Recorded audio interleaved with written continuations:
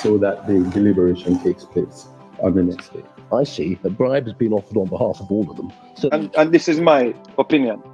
Why it should have been a mistrial?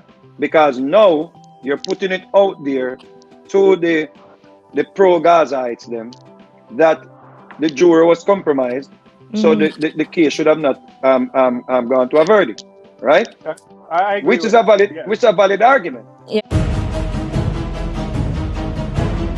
You want subscriber, Wagwan, big up on yourself, my people. They don't know where they are. Check in with another one. In this one, we have a number of things to talk about.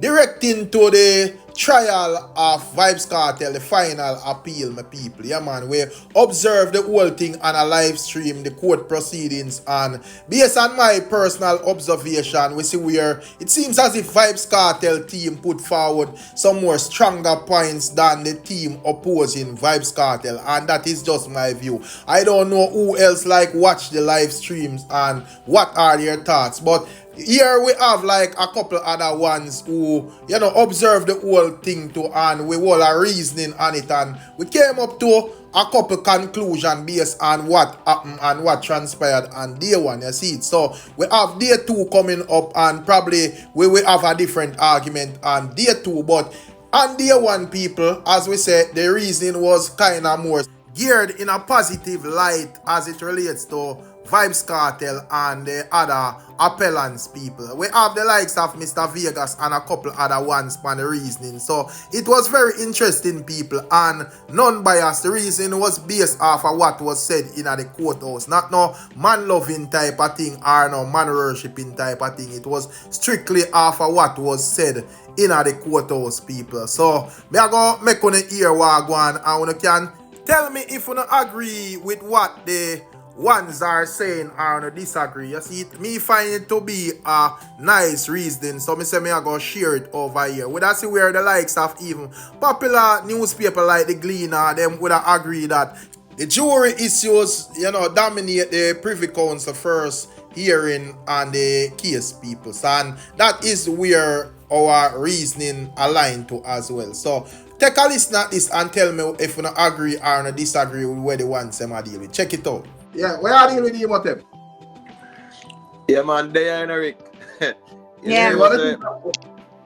Yeah, you know, so me have to ignore the chat still and focus on the reasoning and the legal arguments being presented. You get what I say? Yeah. Because you can't focus. Yeah, because right there, brother. We have to interpret what is being conveyed. So pretty much based on what we see, the jury conversation, I think so far that is where their strongest argument is. But the defense, the prosecution is arguing that did that one juror compromise the entire, 10. The next thing is to the case laws where them are referred to, unfortunately there is no indigenous one too. You get what I say? And remember, say countries' laws vary. So you draw for your case law over Scotland, it might be different from one we go on to Jamaica. So again, now I think the defense, have some strong argument right there. So, but again, now the prosecution still have little wiggle room because they are trying to argue that did it, influence the other 10 to be prejudiced towards the case or whatever. Right. So everything that's what Imhotep said is true, because the thing is this, right? The defendants, the defense, they are a little bit shaky because they're going away from principle. Now, the law is the principle that if there's any kind of jury tampering, right, or even say the judge tampering, any kind of tampering at all, and once that is revealed, right, then you can have a mistrial, you can throw it out, etc. What they're saying, the defense people are saying, is that even though that one was poisoned per se, the other 9 of them, right, or however much of them actually went the other way, so it didn't really affect it. But then again, the defense is saying, how do you know that? You don't know if it is affected, and that's why we have that principle. The principle is, if there is any tampering at all, regardless if the rest go to the other side, go the other way, or regardless if it's 50-50, or regardless if the rest agree with the person who was tampered with, the fact that there was any poisoning or the fact that there was any bribery, right, is is strongly, is strongly, is wrong, basically prejudicial, right? Now the thing is this, right? Okay, like say they said that they find that there was bribery and the jury tampering, and they throw out the case. Okay, let's just say that, right? Now the charge for tampering with a jury, if they can find that he was directly connected with tampering the jury, is no more than 10 years. So he will get time served, basically, right? Now the question is, if they find it, what's going to happen? A retrial or a mistrial?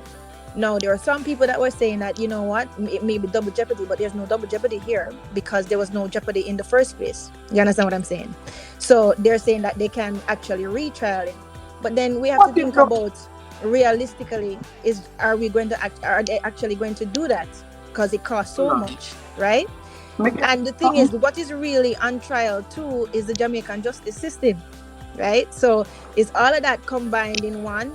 The defense argument to me it won't hold up as much to me personally, from the way how he said it, and not only that, but just the fact that he's straying from the principle. Remember that these laws, a lot of things get thrown out. A lot of cases where you can say this person is guilty get thrown out just on a technicality, just on a technicality, especially when it comes to murder, right? So the fact that he's saying that, okay, you know what, even though this one jury was tampered with, the rest of them actually went the other way, so it didn't really affect the case. And that's why the defense lawyer said, how do you know? You don't know. And that's why we have the principle, right? That if there's any tampering at all, it should be either mistrial or retrial. So that's where we're at now. Yeah.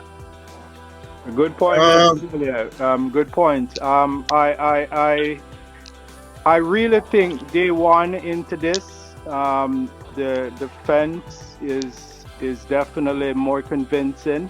I don't think the prosecution really, because the defense, like I said, did not get any pushback whatsoever. The prosecution did, right? Which is a bad sign, and which I think it is being tilted in the favor right now, day1 into it, in the favor of Vybz Kartel.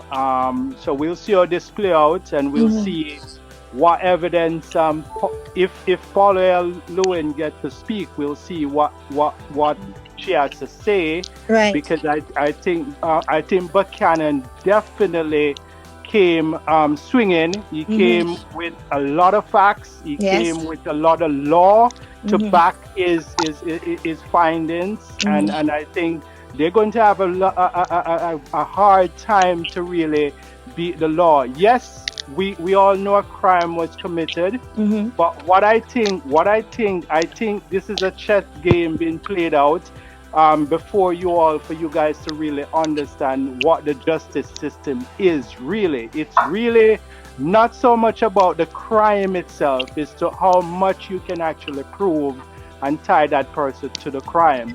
And if you notice, I personally, I put it in the chat, I personally think that the protective people that was protecting that witness did a great job, and so they couldn't get to the witness, to really throw out this case. So instead, the only thing that left to do is to corrupt the jurors, which that was what took place, and so it's going to be a fight now to see who is going to win this thing. So far, day1 in, the defense is leading. Agree. I agree with a little bit of what everybody says still. Firstly, you cannot get to the in my view, based on the letter of the law said, I don't think you get to the evidence. I get to the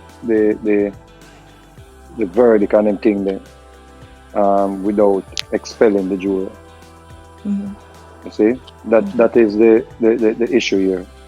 On the other hand, the judge swung the bat, and the prosecution, they took a chance, because remember, if you already know say one compromise, you took a chance, because how much you need to acquit Right. You already know, so you have one in the favor already, based on how he swung the bat of the defense. You already know this. See, now you based on the information provided, this is what the assumption is. We have one corrupted apple, so we have a try with tenure. Now, for you, skeptic was said the defense at a better day.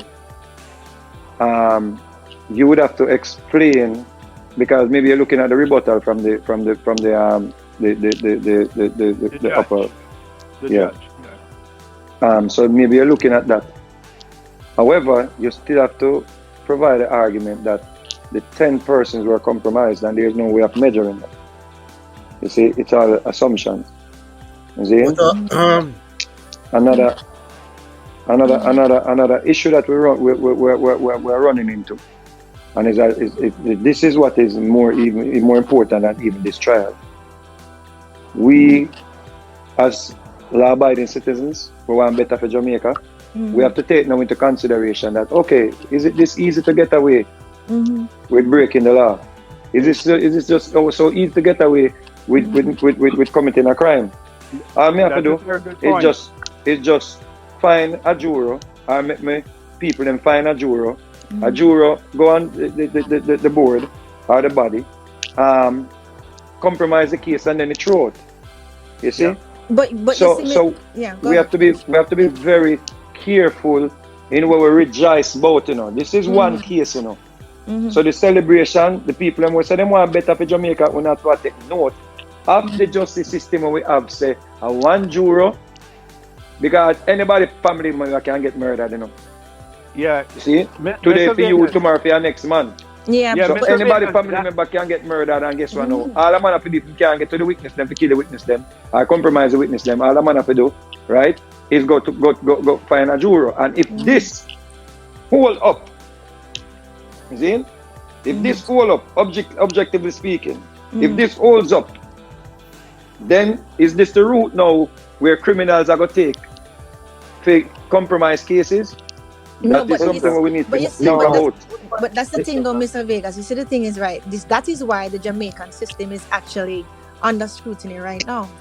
And that is why you see Buchanan go there and basically try to polish it off. Because the thing is, right, what they're saying is, listen, you as the court and as the judge, you knew that this juror was tampered with and you still proceeded with the case, right? You had an obligation to basically throw it out and retrial and start over before he served that time.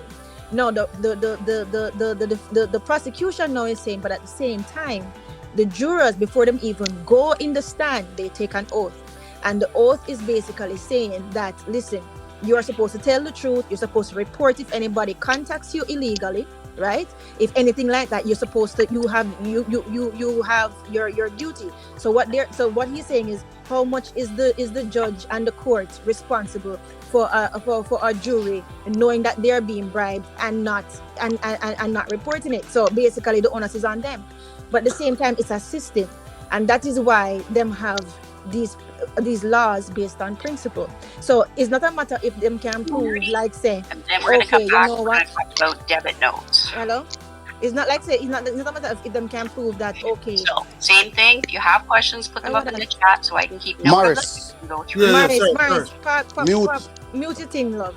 So it's not only a matter of, okay, if them can prove that it affect the rest of the jurors. What the defense is saying, that's why we have these principles, and if you cannot stray from these principles. The fact that one of them was compromised, regardless if them take an oath or not, and regardless if the court knew or not, it must be a mistrial or a retrial. So we're gonna see, because this is historic. No, Miss Julie. We have to be very careful of that argument. I just want to say a thing. Be very careful of that argument that it is by law that it must be a retrial. No, that is retrial or mistrial. If they or mistrial. No, that is not. No. An argument though that according to the law, unless it's down to one person, yes, right, sir. The judge has the right to proceed. Yes, facts. That is true. Argument the defense can present is to prove that the jury unconsciously or consciously was influencing the influenced. decision making But how do according they to the prove that, actions though? of that person. So, Right. you know, the defense would have to prove that the prosecution, yeah, man, definitely has a valid case there so as well. But the defense can push back, you know. But they would have to prove that it did influence, because having 10 jurors did not make it an illegitimate decision. Right. You get what I mean? So, Yeah, right, let me say something real quick. I'm skeptic. Let me say something real quick. Yeah, go ahead. Yeah. What the prosecutor hit back and said, right? The prosecutor hit back and said that they did their investigation and they found out that the whoever was trying to tamper to bribe the juries was for the defendant, right? So them say, well, he didn't influence any one of them. Now the judge, the prosecutor is saying right now that Vybz Kartel lawyer didn't object to whatever the situation happened in the court, you know, with the juries, you know. He had prior record, so if he feel like if his case was in a situation based on how the judge set forward with the case, he never object to it. So on that part, it was okay to them. So that's what the prosecutor hit back on that point, but he said more to it than just saying that still. Yeah, let me say this. The reason why, let me say this. The reason why the defense now having meat on their bone is because the prosecution gave them the meat on the bone. Because what should have happened when they cited that the juror was compromised, they should have changed the juror. For the mere fact that and even extend the skeptic. No. Stop skeptic. They could not have changed the jury at that point. They could not have done that. The only thing that could have been done at that point is a retrial. Right, but the law does not say it had to be 11. So there's no need to... That is what the prosecution just argued that point. The prosecution just argued that point when one of the judges then bring it up. What is that jury? The prosecutor, and he said basically, he said, okay, speaking metaphysically, it's a body. He did say that. You see? Yeah. So let me right, Mr. Vegas, you are right. The case could get thrown. Listen, me not reason for emotion. You see, people are reason for emotion. Me not reason for emotion. Me reason for facts. So watch this. But had it been a closer case, you'd have had a challenge. That's why Judge Sykes was pushing the jury. The problem why it should have been a mistrial. And this is my opinion. Why it should have been a mistrial? Because now you're putting it out there to the pro-Gazites them that the juror was compromised, so the case should have not gone to a verdict, right? I agree which is a valid argument. Yeah, right. It's a valid argument. See? So it only could have happened. It was justice. I think all the same Sykes themselves was a justice. The only thing could have happened was, do we continue this case, take a chance at these other 10 jurors, right? Or we go to a retrial and do the whole thing over again. So he took that into consideration and he went ahead and trusted that the other 10 persons or 10 jurors would have abided by the principles. Right. However, the problem with that is, right? The problem with that is, if me up on a panel or a body, and me know that one man over there, so I try buy out I get contact from obviously the defense, right? Or in my opinion, the defense, that I got change my mind to me. So then why don't I try bribe the money? Yeah. You get me as a skeptic? Yeah, you're right. So even me come back with a guilty verdict, even me say yes, me already have a preconceived mind before me start deliberating. Come here, say why the man you try by the thing? That is the need. Right. That is the need. That is the problem. Let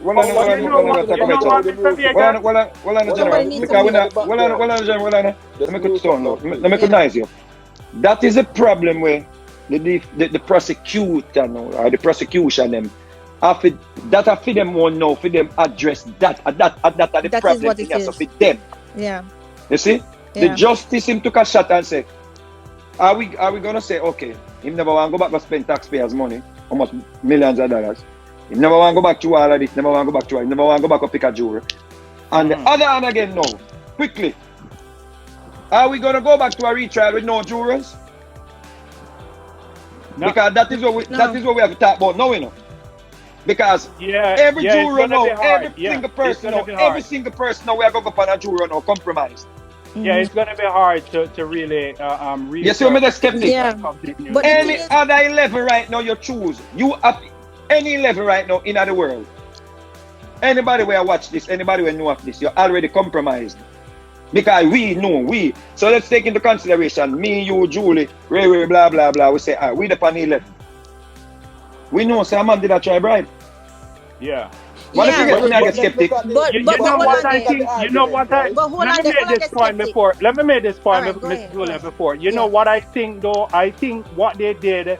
I think they ignore the compromised juror, and they were just banking on the witness, considering that the witness actually left the house. The witness left the house, and he was actually giving statement that, both of us was being killed that day. Both of us was being set up to be killed that day, and I escaped. No, so everybody is saying, then where is Lizard? But skeptic, that's the thing, though. You know, everything what you said, skeptic is true, you know, because the thing is, the prosecutor did decide, you know, skeptic, on that point, what you just said, that the prosecutor did decide that he had enough evidence to move forward with the case, right? He decided that.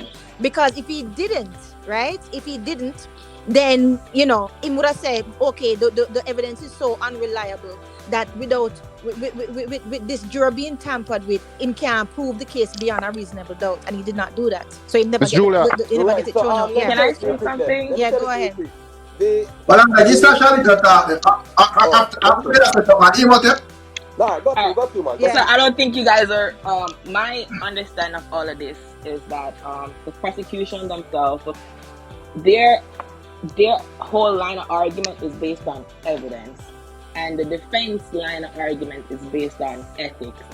So while in the beginning the prosecution was like, well, it's 11 jurors obviously, and even if we took that one off, even if we knew that one was compromised, the evidence is still there enough where the verdict would have still been a guilty. That is what I just said, yeah. That's a great point. That's what I just said, yeah. But let me finish. Yeah. However, obviously the defense did not give up. Why I'm trying to understand now, and they kind of played it good, because while there is a strong evidence, and the defense did not give a pushback and to take that juror off. Right. They did not give a pushback. So my underlying thinking of this is that, okay, you guys never give a pushback because y'all know the evidence is so strong that you guys are going to get a guilty verdict regardless. Hence, they push for a retrial and all these. And so because they know that once it got to the Privy Council and stuff like that, it was going to be on a line of ethics. So they let it slide because they know at the beginning, at trial, the evidence was strong enough that you were going to get guilty regardless because of the evidence that was there. Even if we changed it. Even if we changed it. But that would right. But that would mean the juror at that time you would have still been convicted. However, let that slide. Let's take the jury, because we know that the jury should have been off the case already. But no, I'm not gonna give you a pushback. Let that slide, because we know we're gonna argue for a second trial, or we're gonna go thing. So when we get to that second stage, this is when now we, the defense, is gonna argue ethics. Yeah. And this is what's happening right now. That is what's happening right now. That's exactly what's happening right now, Sash. I was looking at both arguments that was presented as it relates to the jury tampering, right? And the defense is saying that, yes, the jury was compromised, but the prosecution pushed back and said that there was no evidence of, the other 10 jurors being compromised. So I didn't see where the defense proved that the other 10 jurors were compromised. Even though it's a good argument for them to push back. Right. I saw where the prosecution was actually showing that there is no evidence of them being compromised. So again, no, that is going to be the argument where. But Imhotep. Right, that's the crux. Yeah. Imhotep. Yes, Toby. Remember saying, no, they cannot use assumption. You understand what I said? They can't assume say they were not compromised, or we cannot show evidence that they were compromised. There is the principles. Right. That's what I say. Right. And for the people who are saying should have just gotten rid of that one juror, it would have been a mistrial. Mistrial. Yeah. The case would have to come to an end right there. Right. Exactly. So before I argue, I'm talk nonsense. When you do no research before you argue with people were matriculated in them areas. Yeah. See? Right. So what may I say is, see, you cannot prove that they were not tainted. That's what the woman said. There's no to measure it. You understand what I say? Yeah. Objectively speaking, you cannot measure it if they were tainted. You cannot measure. That's what the woman said. She said, "How do you know?" Why the evidence, that's what she said. She said, "How do you know?" This isn't. You can't prove that they were tainted. Hence, why the prosecution is bearing their argument on the evidences that are there. You can't prove that they're This is a catch-22 because if you're focusing so much on the evidence, you might say the case is predetermined, which is that's the problem. That's the problem. Thank you, boss. Thank you. That's the problem. Thank you. Because you already decided the man failed technically, you know. If you are saying the justice system looked at the evidence and we saw that the evidence was overwhelming, then why even go to a jury trial? So why didn't the defense push back from the jump? The defense, obviously, in my view, dropped the ball too, because that should have been a mistrial there. That should have been a mistrial from before. Yeah. And they did, and I feel like they did that because in the sense that they didn't want him. They rather than him. They didn't want to argue guilty or not. They just wanted to argue ethics. That's been their thing. But sister, if they you did not present. Yeah, that's the only defense. No. But why wait 10 years? Why wait 10 years? An appeal 10 years. A man sitting in a jail over 10 years for something that you could have presented as a. In other words, the defense, if they had asked for a mistrial, would they even know if the prosecution would have take it on? Maybe them not just come to some from a plea deal and Kartel that they are road long time. I think the environment. So to assume that they waited 10 years because they have this trump card is nonsensical to me. You understand me, Julie? Yeah, I understand that line of argument. Right, why a man lavish in a prison 10 years sick? But just bear in mind that they did appeal it as well, right? Yeah, right. No, Mr. Vegas, what you have to understand is, what the defense is saying now, they have already presented that argument in Jamaica. Right? But this is a final court of appeal. So they No, we're not arguing a point, skeptic. No. The point I'm trying to make is what they're doing. That is the only argument that they have. Yeah.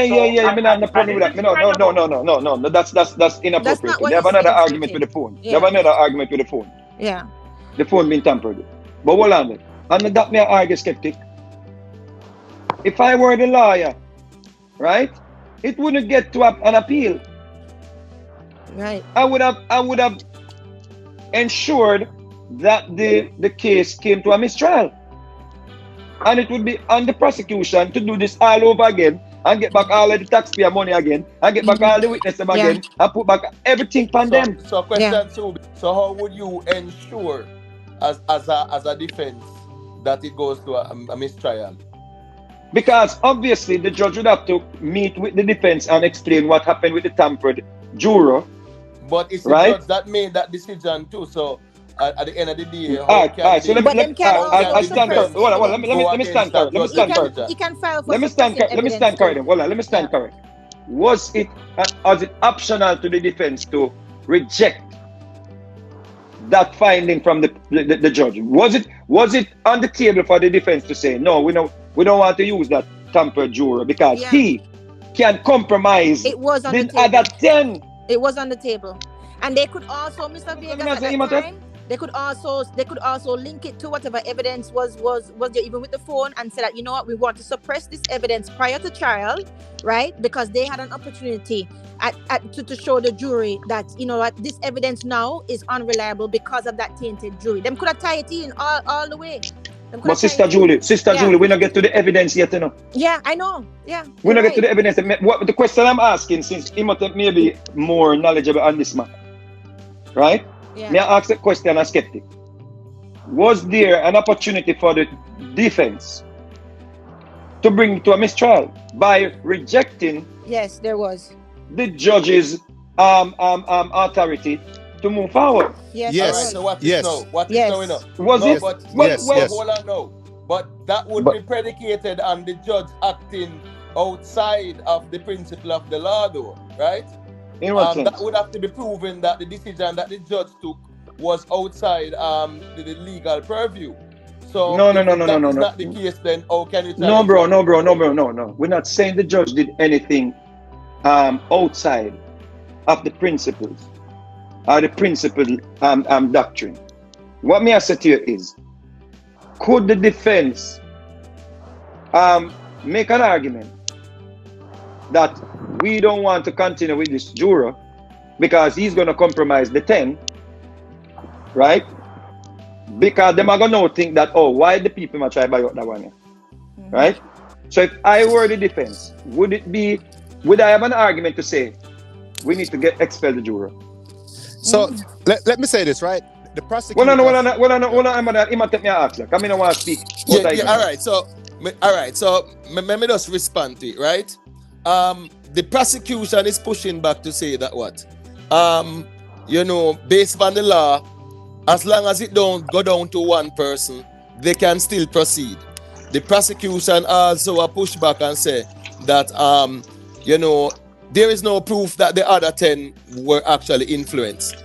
I have not seen the defense presenting any proof to say that they were actually influenced as well. So right there, so again now, based on the letter of the law, them are going to say the judge was right in choosing to go ahead with the 10 jurors. Because that's what exactly the prosecutor stated. True. The prosecutor stated that the juror, the corruption of the juror was to acquit homeboy, but there was no evidence proving that any of the juror was leaning to acquit him. And the reason why the person who was trying to corrupt the jury get to the foreman is because that person already got to the rest of the jury, but the rest of the jury was standing by the law, they was going by the evidence. When the fourth person hear of what's going on, everybody else heard about it. The judge and the lawyer and the prosecutor talked about it in the chamber, and they decided to remove the one person and go forth with it. And the defense didn't object to it. That is what the next argument. I just want to put this argument quick and fast, right? Pretty much the prosecution is arguing that all the jurors are aware of their responsibility, right? Right. Their legal responsibility to uphold the laws. So therefore, one person not upholding his legal responsibility and the other 10 upholding theirs, as long as it is proven that they were not influenced, then that 10 person should not be quote unquote prosecuted for the decision of one who knew very well what his legal responsibilities were. That is oath. But at the same time, Imhotep, this is the argument now. The argument is they're saying, how can you prove that they were not they were not influenced in any way, regardless, in any way, even if not in any way, because this is the thing now. Not because say him was saying no and the rest of them saying yes, right? Means that okay, they were not influenced, because they could have some kind of bias. That's what they do. That's what they were saying before. The bias to say, you know what? The fact that he is even paying this one jury to bribe them this way means that, you know what, indefinitely guilty. That's also bias. Right. So a quick question, Miss Julia, though. Miss Julia. All right. So in that case, based on what you said, who is the burden of proof on? That is the case. The prosecution. No, so we can't be the prosecution. The defense should prove that the rest of the jurors were compromised. Not the prosecution. No. The burden of proof is on the defense. No. But the defense is arguing that the rest of the jurors them compromised. No, They didn't argue that. They were not arguing that. They did not argue that. Hold on. What I'm saying, the defense is arguing that as a result of one juror being compromised, yeah, the other jurors were compromised. No, they're not arguing that, brother. They're not arguing that, bro. What they're saying. Hold on. You guys are saying the defense is not arguing that the jury was compromised? What they're saying is Imhotep. What they're using as a trump card. What they're saying That's the argument though. That's the argument though. Yeah, that's right. No. Because hold on. No, listen. By the prosecution. No, to be fair, listen. The Isaac Buchanan hint at what Imhotep is saying. That's not what the case is about. The case is about the principle of the principle of the law. It's not about the evidence. You understand? So, but Imhotep, he did say that Imhotep. Imhotep. But guys, even if he didn't strongly say that, you know what? It is facts that they were influenced. What they're saying now is they're giving you a shadow of the doubt. They're saying, how do we know? They're saying, but you do not know. That's what they're saying, and that is still as sharp an axe as saying that they were influenced. Why? Because there's a shadow of a doubt there. This is a murder trial. Yeah, but the prosecution is not arguing that the rest of jurors were compromised. The defense is arguing that, right? The defense is arguing it, yes. Right. So who's the burden of proof on there? No. Hold on, Imhotep. Hold on. I'll show you. Oh, that's not what they're arguing. That's not the way that they're arguing that they were, because they would have to have something to prove that. They have no proof that they were compromised. So they can't argue it. There's no way to measure it. This is assumption. When me and Miss Julie and everybody attack, this is assumption. Assumption of work in a court of law. Yeah, but Subi, remember, the defense is putting the argument that the jury was compromised, you know. It's an assumption, brother. No, but I'm saying they are saying. This is what they're saying, bro. They're not saying they were compromised. They're saying to the prosecution, how do you know? Right. How do you know? They were not compromised. Hold on, man. What you skeptic? They have unequivocal evidence that one of them specifically was compromised. Yeah, we know. Right, and we're talking about the next 10 skeptic. Hold on, guys. Okay, let's iron this out now. Right, let's iron this out right now. Okay, first of all, right? Yes, skeptic, they do have evidence that one was compromised. The argument is, being that one tainted, does that affect the rest of the 10 that was there? Yes, you know why? Let me tell you why. Hold on a second, skeptic, let me finish. So because of that argument now, right?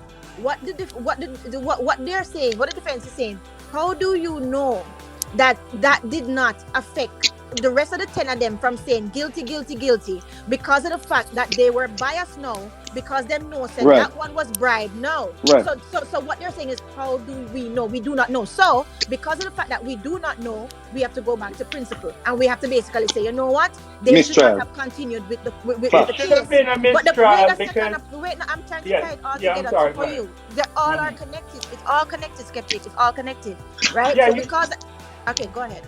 I agree with you, but the thing is, I agree with you. The thing is, the reason why there should have been a mistrial is because, and the reason why the defense have such a strong argument is because the premise that Vybz Kartel was convicted is by way of the jury, not the judge. Right. But you know what's funny about that too as well, skeptic? The prosecution present an argument which I thought that was a poor argument when they say that even based on what transpired, Shane Williams was freed. But nobody not there at the Court of Appeal in the Privy Council that talk about Shane Williams. So nobody not care about Shane Williams being free. So why you bring up Shane Williams being freed irrespective of the whole quote-unquote compromise of the jury? They have to defend them clients. So I think that was a poor argument by the prosecution. No, them that try cement the whole act of justice happening. Right. But remember, say, one person was free and quote-unquote 4 more were prosecuted or in a prison for that. So at the end of the day, that's not a strong argument. I disagree. They're using that. He used that argument basically, or the prosecution used that argument to show that if the juror was compromised by the one defective juror, they wouldn't have freed that one individual. That is what that's I gather exactly from what I'm saying, Nasubi. Hold Yeah, on, Nasubi. right. That's So exactly my point. But at the same so they're time, showing that the juror was non-biased. That is what it is. Right, So what right, they're saying right. is But the the juror point acted is in doing good faith. They Nasubi. looked at what he's saying was because we can't just rubbish it and you understand what he's saying to the court is the jurors the remaining 10.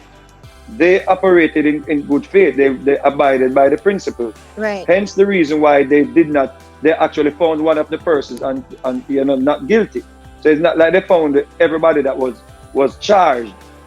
Right. I agree with that, Subi. I agree with that, but remember as well, right? They are not at the Privy Council because of Shane Williams too. So they have the right, the defense have the right to argue, say, well, here we go now. You can say that that's an indication where the jury was a compromise. But the defense can argue that and say, well, 4 other persons were convicted. So if you work out the numbers, the jury acted in favor of 1 against 4. So the defense can always argue that we say is a weak argument. That still. Yeah, but here the thing now. Right. So but yeah. Go ahead, Danville. Danville, go ahead. The evidence is not so heavy to say there's a guaranteed guilty verdict going to come.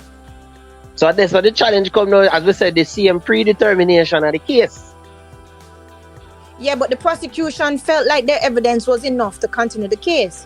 But the defense is saying that, you know what, they should not have continued the case because of the fact that we don't know if the other 10 jurors were actually tainted by this one juror, regardless by bias. Regardless if them go left or them go right, the fact that those 10 jurors realized that one was paid off, they must say, you know what, why would he pay him off if he's never guilty? So basically, him done guilty. So the defense is saying that, listen, that is also a taint, right? But the prosecution is saying that, listen, we had strong enough evidence that was not suppressed that made us continue the case. So we're in a hangman situation. Let's see what happened. But at the real talk, what Mr. Vega says is really true. We have to look at what the implications of the results of what happens gonna be with our system, because are we going to go to no jury, right? You see, criminal. That is predicated on the results still, no. So that's what I said. At the end of the day, we have to just wait and see. Yeah, that's what I said. If it happens, hold on, Asubi. If it happens, then this matter will become case law, right? You know, and whatever. So we just have to wait and see how that work out. But if it does happen, then of course Mr. Vegas is right, because the matter will be case law. No, it will be case law. It will be case law. Yeah, for sure. Yeah, it will be case law. All I say is, and let me repeat it for the lawless society where things I'm afraid of them. Yeah. Let me repeat it for you. Yeah. See? Because I never did I hold my mouth and talk when I say it. So when I have no feelings and I bite up on myself, I know I'm not going to run with it and bite up on myself. I am afraid that if this becomes the law, or if this is the argument that is used to win a retrial or a mistrial or whatever it is a dangerous precedent. I agree. Because now, all I'm going to have to do is get to a jury. Yeah, but the thing is, that law has always been in place though.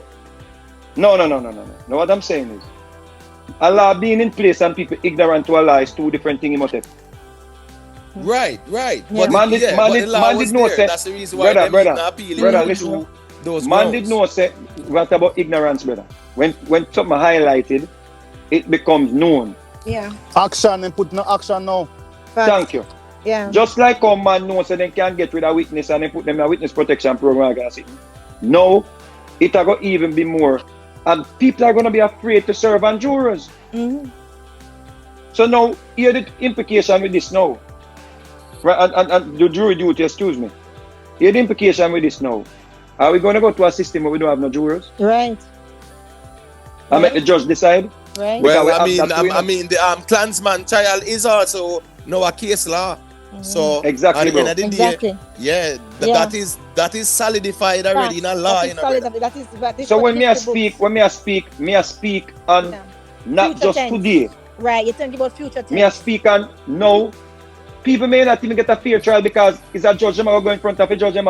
So when you don't have we the people now to judge you, we are gonna cry too. So you never get a fair trial by the judge. That's the reason why. That's the reason why them actually them actually amend the Justice Act and all them sitting there so that a Chief Justice Brian Sykes could be the one to preside over it without a jury. So again, now those laws are passed. We the people don't say nothing about it. So at the end of the day, it is in a stone already. Set already. Yeah. Let's see what happens, guys.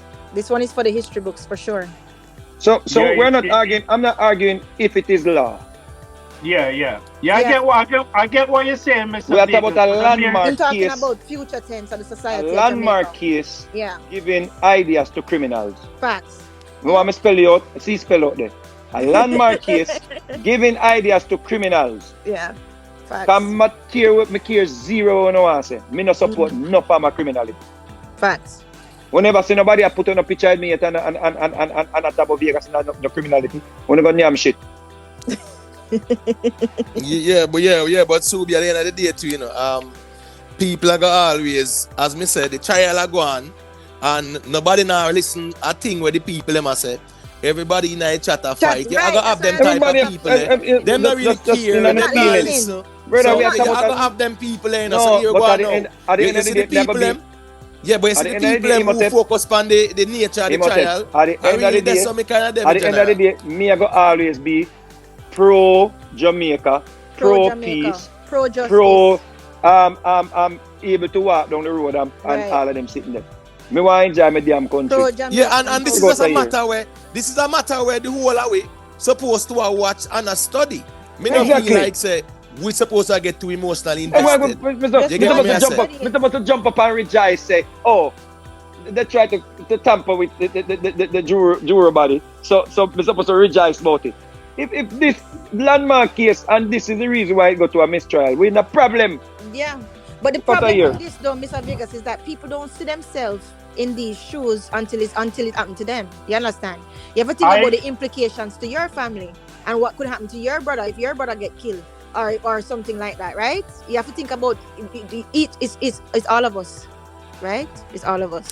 People must study about arguments and look at the arguments, right? Look at the arguments being presented by the defense and the prosecution, and note as well how the justices and the court, the lords and the lordship or lady, whatever, how they respond because them have the case file, them study the case file. So when you see them ask certain little questions, you know, it's more like them want to hear your legal interpretation as prosecution and your legal interpretation as defense, and them can deliberate on it according to the letter of the law. So that's the thing there. That is why the ladyship said, how do you know? How do you know that they were not influenced in some way? Regardless if they swayed left or right, how do you know? There was no confirmation bias there. How do you know? We don't know. So there you go. So that's where we are. It's a hangman situation. Let's see what happens. I agree with Mr. Vegas. If Vybz Kartel gets off used by way of the juror being compromised, it is automatically in the future going to put the target on the jurors back. Right, but that should be an indictment on the justice system as well. So at the end of the day, that's right there too. That's where it you is. get what I say? We have to look at the justice system, and that is where the indictment should be fairly and squarely placed on. So based on that, what you're saying then? If it's an indictment on the justice system, what's the solution? Ban only judge overseas trials? No, they're going to have more principles in place, like more. No, I'm pretty sure. Yeah, but panel of judges. Like how what they would have said. We're gonna have to go to the previous system, post slavery or during slavery system, where just a panel of judges. No, I think what they're going to do though, Mr. Vegas, if that is the case, I think what they would do is put certain safeguards. Like they would say, regardless if if you know think that the juror, the whole jury was tampered or not, as soon as one is bribed, then we say we throw the whole of them and start over again. No, but depends on which stage of the trial, Miss Julie. That is true too. So that is You see, it's a catch-9, you know, Miss Julie. It's a catch-9, yeah. Because remember, so them expel one of them had to take off one of the jurors, you know. Yeah, that's right, yeah. Because according to them, one of the juror her son, you know, was brought into. Yeah, was there, yeah. Yeah. So they took, but depends on which stage of the trial. The trial, yeah. Right, and I mean, oh boy, let's keep it real. Listen, I mean, this argument, hold on, Hannibal. Yeah. This argument, you know, to keep it 100, it's a hypothetical one that is predicated on a favorable decision for the defense. You get what I say? So until that is done, then you know the argument still are gonna be hypothetical. So we just have to go wait and see what goes. Yeah, big talking matter. That was such a that give me like what?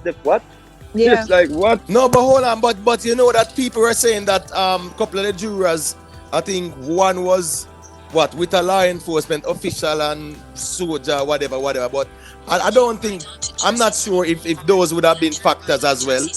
Hold on, whose background is that? mean? Please just mute now. Somebody if you have noise in the background. Yeah, somebody. Yeah. As me I say still, I'm looking at that aspect of things. Anyways, I'm focusing on where I discussed now the Privy Council. I not talk about what John Public I say. But listen, it's family. The same argument where you are say irrelevant, you know, is the argument of the case, you know. The jury got tampered with because she got visit her son at a court, at jail, and them see her. So what you mean that not going to do it? If the prosecutor don't know... No, hold on. I think you're missing what I'm saying. I'm saying as it relates to the argument where Mr. Vegas has said as if it does happen in the favor of the defense, it going to set a precedent. I mean, I say, yeah, while that might be so, it's still something will have to happen first before we can definitively say, yeah, it's go on, you know? Mm-hmm. So while we are saying it now, it's more hypothetical. I just that me that say. Yeah, it's so me not talk about the jury lady, you know, or the person where go link up with them son or whatever. Because remember, you know, he never start out with 12 jurors. No man, it's 11 plus 4 man. It start out at 11 plus 4 man. Yeah. All right. So again, now as me say, don't want me think maybe them. Normally when them take off one, they replace them or something like that. You know, the initial stage. Right. So the thing is this though, right? The prosecution is arguing that no, it did not, impact the outcome. The influence of the decision making of the other 10 jurors, right? In a quote unquote unconscious or conscious way, right? And I'm gonna wait to see how the defense is gonna push back against that as well, you know. They did. They said, "How do you know?" That was their pushback. No, hold on. That's not the defense, Miss Julia. That wasn't that the lady of the court asking that question. Right, but that is in the argument for the defense, though. How do you know? Yeah. That was in the argument for the defense, regardless of who said it. Right? The problem here they put it first. But my question is the prosecution kind of double down on that thing, you know, and I think it backfired upon them because they got so much pushback regarding the other 10 jurors. It is now bringing into this whole big discussion as to was there really justice there? Right. So if I were sitting on that juror, I ask yourself this. And you hear the man over there, so them pay him off. We try that show the case. Right. I take away myself. Me not take away myself. I go say, then why them pay that man there? Right, because you can say, why you pay that man? Exactly. And this is not, but another problem where we left out, a key point we leave out too. Yeah. Where I go in, where gave the defense a strong day. Right? Is the fact that the judge basically did not address them directly on the issue. That is what we have to understand too. It's like, you know, everybody. I think it was a moment where the judge didn't know what to do. I'm not thinking could have do it, you know. I'm not thinking could have do it. No. It should have. No, here why I said that. Either way, the balance of influence would have swung in the next direction. No, but he told the foreman to go and tell him. So no, no difference. The foreman was to convince them, not to tell them. No, the foreman cannot convince. No, the foreman can't convince. You can't use them language. No, because that means that they are foreman was under told to go and duress, tell them what and happened. then that's a problem. Right. The foreman was instructed. Is to inform them. Is to inform them about the bribery. Right. Yeah, man. I stand corrected. So when he went, what he did reiterate the importance of abiding by the principles. Right. But the judges now at the Privy Council, they're arguing why you send somebody to go do your duty. Right. You understand? Yeah. No, but yeah, because that is also, but that responsibility is also afforded to the foreman according to the letter of the law too. So it's not like say the judge acted inappropriately there, so. That are the next problem to the pushback again, The judge never act inappropriately according to the letter of the law. So the foreman conveying that was actually within his legal grounds to do it as well. Upon the instruction of the presiding judge. So, you know the thing go. Right, but them are going to say it was based on the nature of the situation, brother. You see? Them are going to say the judge should have done that. Well, not only as me say, the judge have instructed the foreman. Remember, so the foreman have that certain role there where they can play to, So the judge instructing the foreman is within the confines of the framework of the law. So, again, now the defense would have to argue to say, well, if the judge acted inappropriately, and then they would have to argue that within law. And if the judge instruct the foreman to go and convey it or inform them, the prosecution are going to defend it and say the judge did not act outside the confines of the law. The confines of the law. Well, we'll see. Let's see what happens. Well, tomorrow is another day. Tomorrow's another day. But in my view, I don't think say anything presented going forward. I got even